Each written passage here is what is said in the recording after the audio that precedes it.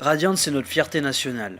C'est le premier manga français à être édité au Japon et le premier manga français à recevoir une adaptation. Et en théorie, il ne devrait pas y avoir de problème. Je suis le dernier qui serait contre une adaptation, mais je suis absolument contre une réinterprétation de l'histoire. Il y a un sérieux problème dans la façon dont Radiant est représenté.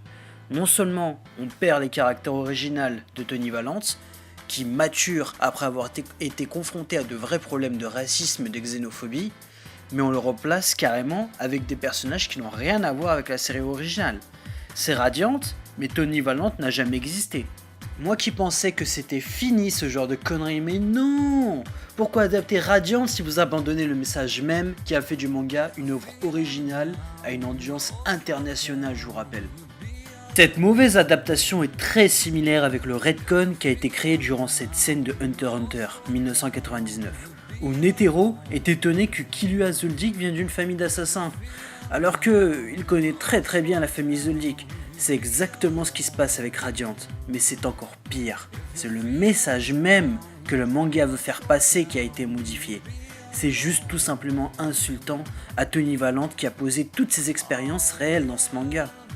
Bon, ça fait 2 minutes que cette vidéo a commencé, il faut que je relaxe. Dans cette revue, je vais principalement vous expliquer pourquoi exactement je n'aime pas l'adaptation de Radiant par la NHK. Radiant, niveau graphique, c'est de l'animation digitale, avec une bonne palette Rainbow Six Siege façon Taikeka Wamiyo. Et il y a aussi une bonne maîtrise de l'animation. C'est vraiment la seule chose que tu peux pas leur en vouloir. Mais parlons de l'adaptation des pages de Radiant. Évidemment, on peut comprendre une certaine envie de ne pas dépasser un certain temps pour une seule scène, surtout lorsque tu as la NHK qui te respire en dessous de la gorge. Et j'ai bien dit temps, parce que temps et budget c'est vraiment deux choses bien différentes dans le monde de l'animation. Je sais, je vous apprends des choses. Et puis vraiment, les seuls qui bouffent le plus de budget c'est les studios de l'animé, mine de rien.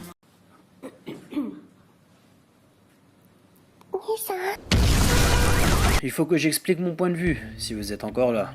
Donc, la première différence entre l'animé et le manga se trouve dans la maturité du personnage. Apparemment, dans l'animé, Seth s'excuse quand il fait peur à un chat, montrant qu'il est conscient de ses actions et qu'il n'hésite pas à avouer ses fautes. Après cela, il part chercher des Némésis. Et là, PTDR, t'es qui? Apparemment, il y a un gamin qui attend Seth pour je ne sais quelle raison.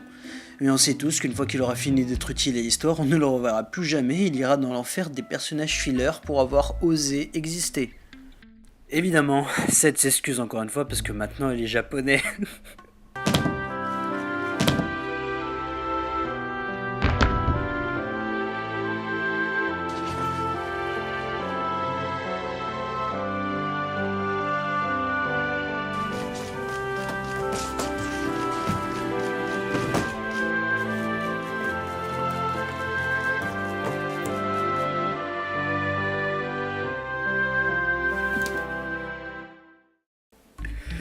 Oh désolé, j'ai touché une corde sensible. Je pense que vous êtes tout doucement en train de réaliser ce qui se passe et que tu commences doucement à comprendre enfin à quel point le changement de Seth impacte l'histoire.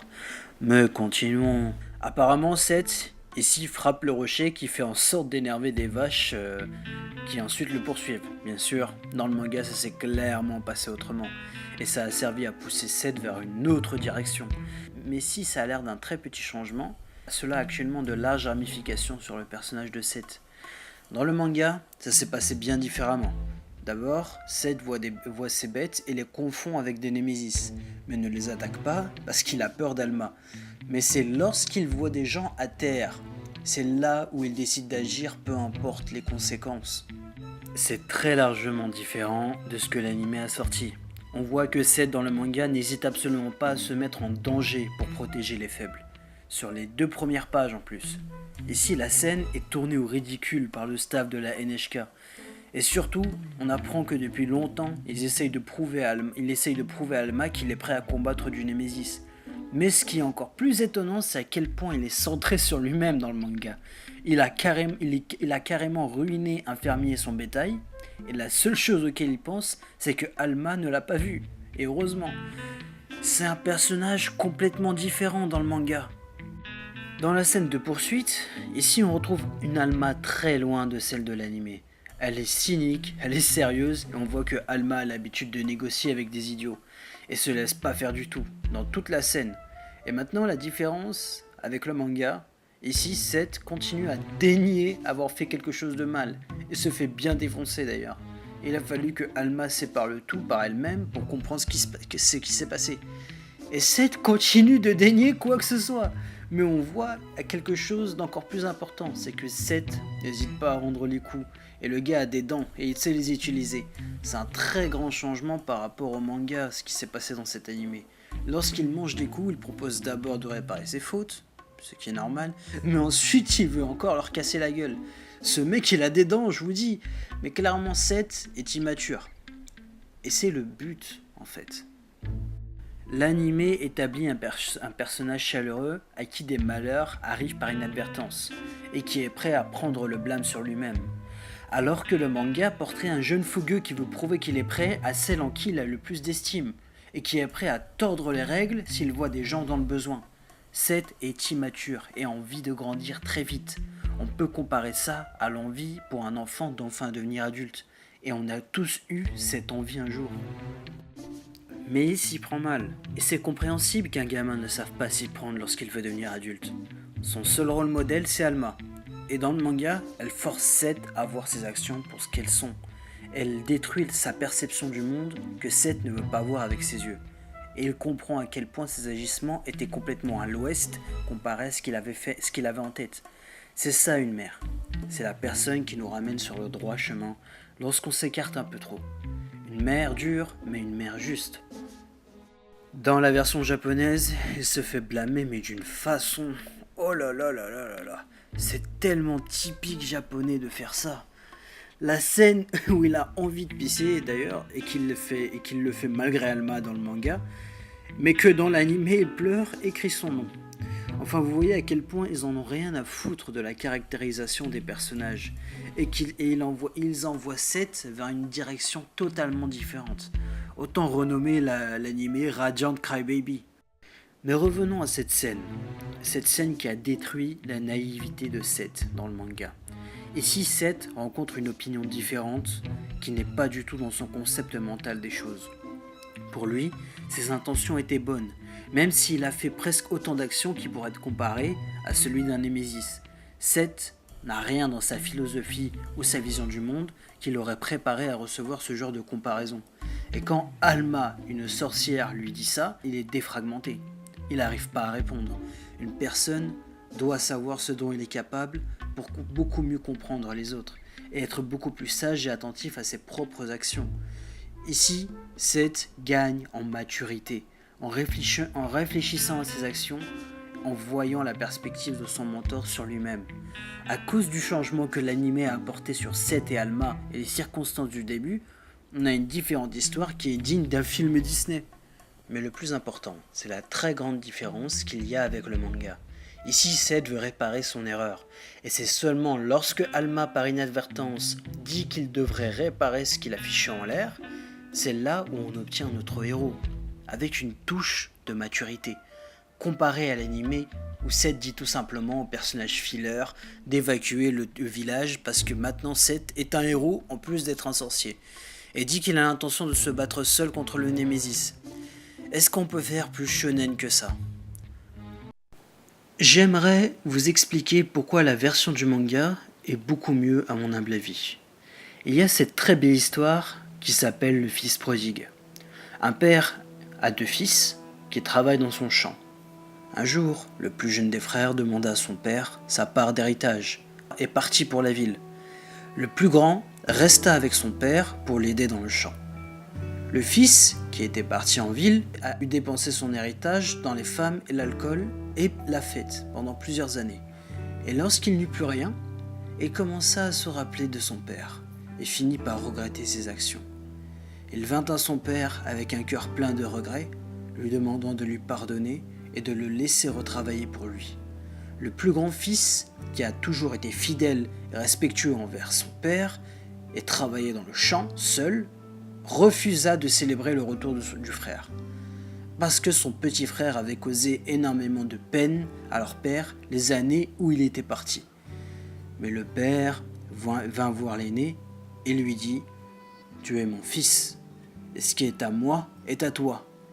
Mais pour l'instant, célébrons le retour de ton frère qui était si perdu est revenu à nous. Le manga a un effet similaire sur l'audience. Il peut avoir un effet similaire. L'histoire du fils qui regrette ses actions et veut trouver un moyen d'être pardonné.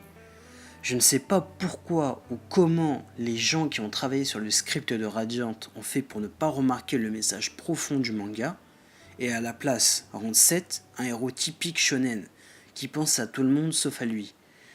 D'où le nom de cette vidéo. Ce n'est pas Radiant. Studio Ibari, vous avez travaillé avec Ghibli sur Kiki la petite sorcière, un classique. Mais qu'est-ce que vous foutez? Mais je pense que vous l'aurez compris depuis le début. Faire un animé, c'est un business. Et pour comprendre comment un animé fait de l'argent, cela commence avec le sponsoring, des pubs qui passent pendant le run de la série.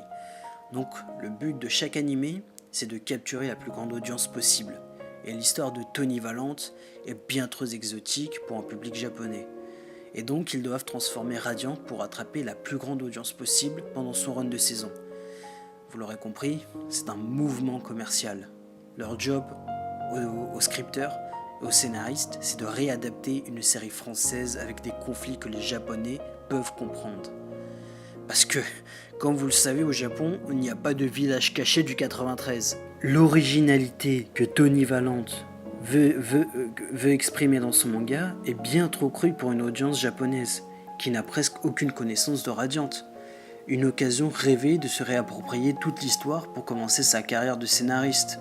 Parce que quand ton client c'est la NHK qui a 30% des Japonais qui regardent leur chaîne, c'est du business et c'est même du gros business. Donc ils ne veulent clairement pas vendre les Blu-ray aux fans français. C'est les Japonais la cible de l'audience. Maintenant, c'est pas étonnant qu'ils ont cherché plus de 4 scénaristes pour modifier Radiant. Ils arrivent même pas à lire le manga correctement. Je vais vous les citer. Sugarawa Yuki, Shigenobu Ko, Aoki Yasuko et Makoto Uezu.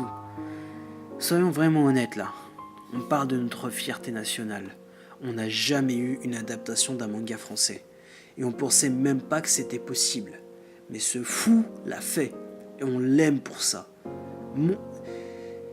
Donc, voir Radiant à peine recevoir la moyenne à cause de cette réadaptation pour la rendre plus viable commercialement. Tony Valente a créé un manga avec des exemples de vrais problèmes et un héros qui grandit dans un monde très différent de celui portrayé dans l'animé. Il y a une histoire réellement profonde dans ce manga. Et la réadaptation de Radiant pour une audience japonaise nous a retiré ce qu'on avait de mieux dans le manga français.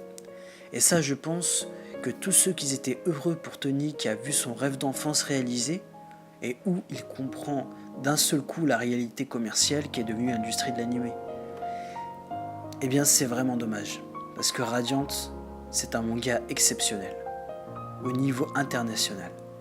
N'hésitez pas à l'acheter parce que Radiant mérite son succès. Et si vous ne l'avez pas pris, ou jamais lu, il est pas cher sur Amazon, je vous mettrai des liens. Peu importe pour moi à quel point la NHK a changé Radiant pour toucher le plus de monde possible. Le manga de Tony Valente fera l'histoire pour toujours du manga français, pour avoir été la première série réadaptée pour un public japonais. Et peu importe à quel point ils ont retiré l'exotisme de l'histoire originale pour vendre plus, le manga restera pour moi la meilleure version de l'histoire, parce que Tony Valente est un bon mangaka. Merci d'avoir regardé ce rant jusqu'à la fin. Je pense que dans le YouTube français, il ne faut absolument pas avoir peur de ne pas aimer quelque chose. S'il y a quelque chose qui ne va pas, je le dirai. Mais 7 abonnés le savent bien. Ouais, et sinon, je viens de recevoir 2 réclamations de la part de Dynit sur ma récente vidéo. C'est celle sur Goblin Slayer. C'est un peu une entreprise comme Wakanime et ADN, je crois, qui disent que cette partie de la vidéo leur appartient. Vous savez la scène où j'ai mis des sous-titres français? Et bah apparemment ça leur appartient. Évidemment j'ai contesté parce que la vidéo est à but éducatif et ne cherche pas du tout à passer des extraits gratos. Donc j'espère que Dynit, cette compagnie qui je vous rappelle est italienne, lâche l'affaire, sinon bah Ce sera juste de la boue de pouvoir. Et aussi j'ai la NHK qui me monte dessus pour avoir fait une parodie à la flûte de l'opening de Radiant. Donc j'espère qu'il comprend c'est quoi la fair use et que la parodie est protégée par la fair use. Et sinon, bah, apparemment ça ne marchera peut-être pas non plus. Donc j'espère que ces vidéos passera et qu'il n'y aura pas de réclamation de la part de la NHK encore une fois. Parce qu'ils sont très à cheval sur Radiant. Mais je vous tiendrai au courant, hein, s'il change d'avis, s'il décide que le contenu leur appartient, pour une raison ou pour une autre, bah restez abonnés, je sortirai sûrement ma petite blague dessus. Je vous rappelle que les sous-titres par rapport à la vidéo de Goblin Slayer sont français et fait directement par moi-même, donc je ne vois pas ce qu'une entreprise italienne peut réclamer. Bref, je vous remercie d'avoir regardé cette vidéo, je suis franchement soulagé d'avoir dit ce que je pensais sur Radiant, sur l'animé Radiant. Et la prochaine vidéo parlera sûrement du mécanisme d'empathie chez l'homme, et comment faire en sorte que le lecteur ressente un haut niveau d'empathie pour votre personnage. Donc je vous dis à la prochaine vidéo et portez-vous bien.